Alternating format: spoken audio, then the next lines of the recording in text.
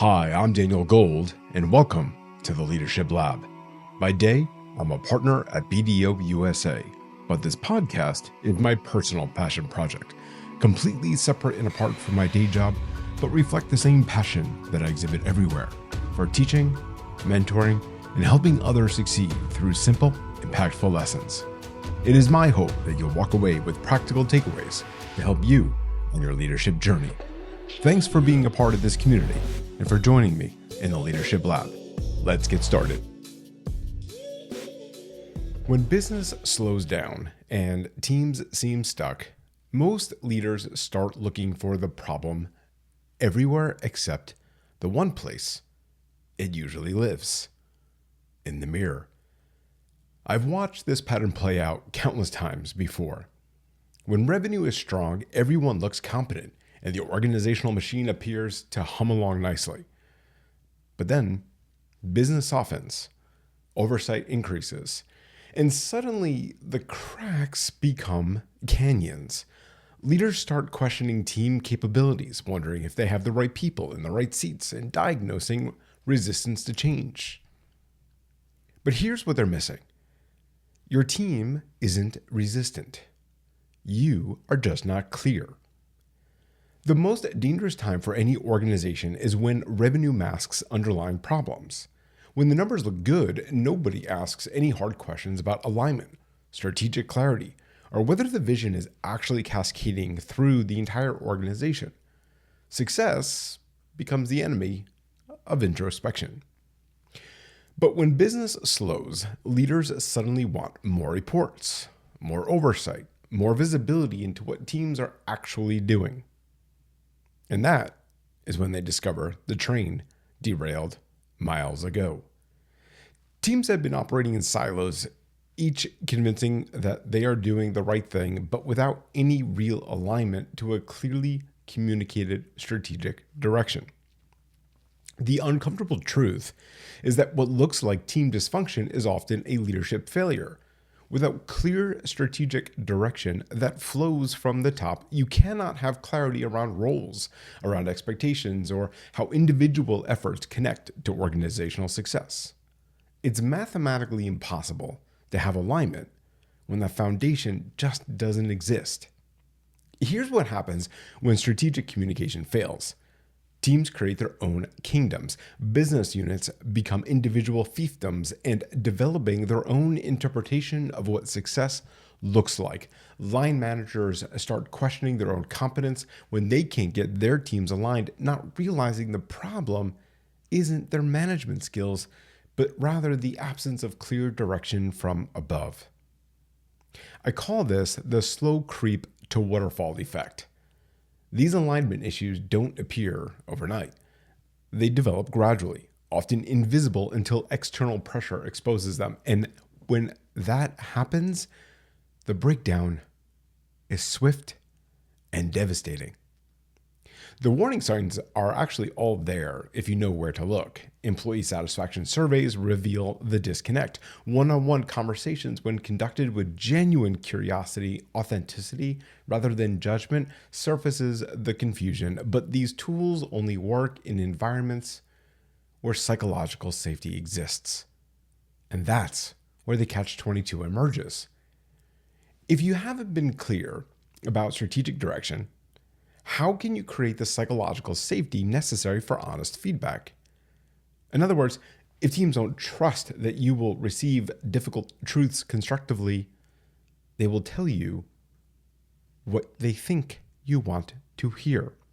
The only exception might be anonymous surveys, but even then, you're often hearing from people who've already checked out mentally but stay because they need the job.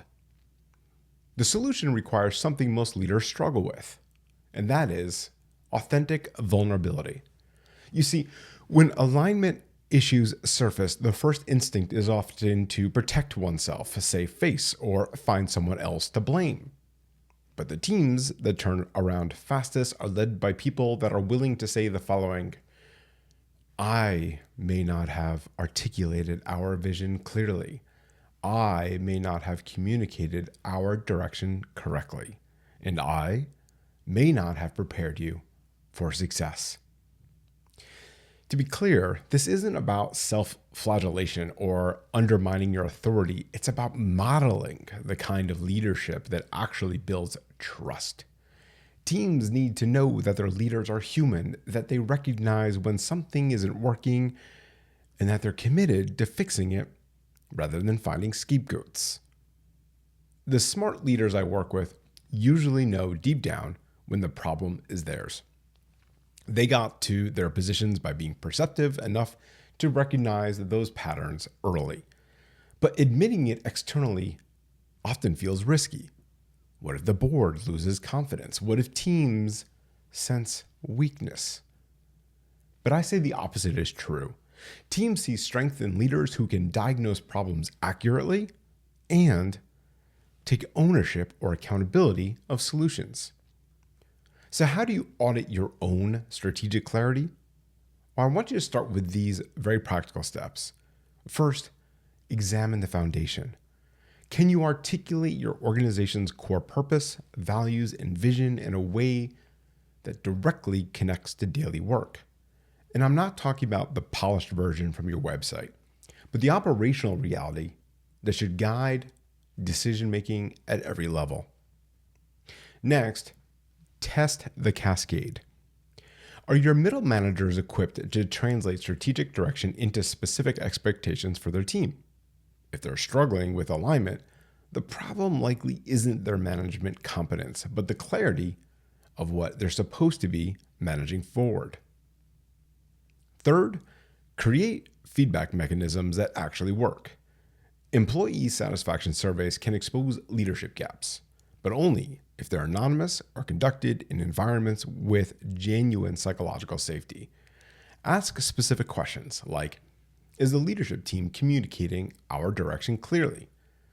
Do you understand how your role contributes to our strategic goals? And what barriers prevent you from doing your best work? And fourth, establish employee excellence hubs.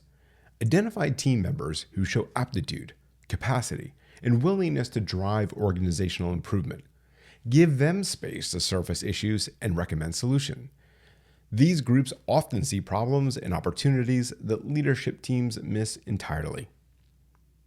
And here's the diagnostic question every leader should ask themselves.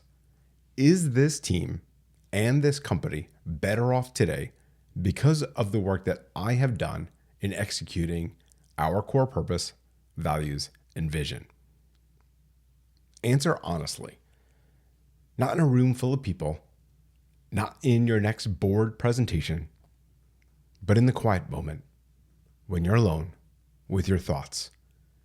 If the answer is yes, if you can point to specific ways your strategic leadership has made the organization stronger and more aligned, then team resistance probably has other root causes worth exploring.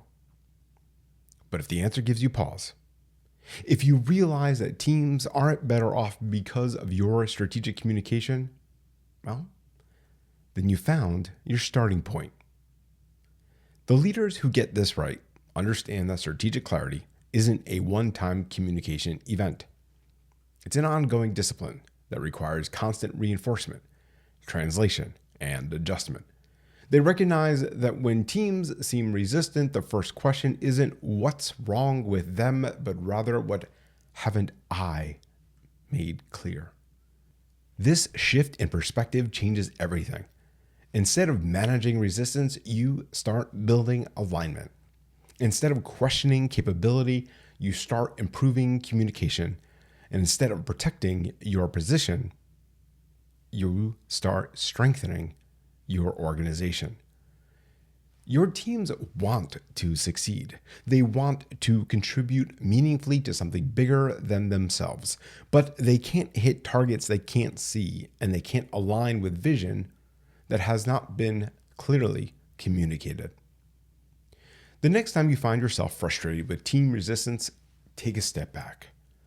Look in the mirror and ask yourself whether the problem is really their inability to execute or a misstep on your part to provide the strategic clarity that makes execution possible. The answer might be uncomfortable, but that that is also the beginning of real leadership. Remember, leadership isn't about perfection, it's about progress. Take this lesson, put it into action, and continue setting the gold standard in your own life and at work. See you next time.